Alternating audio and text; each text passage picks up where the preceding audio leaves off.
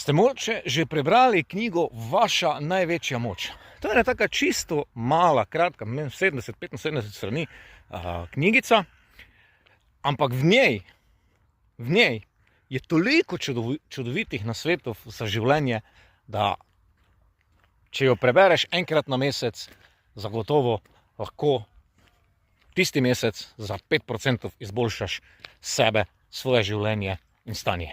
Torej, tako mala knjižica s toliko uporabnimi nasveti, le problem nastane, če teh nasvetov ne upoštevaš.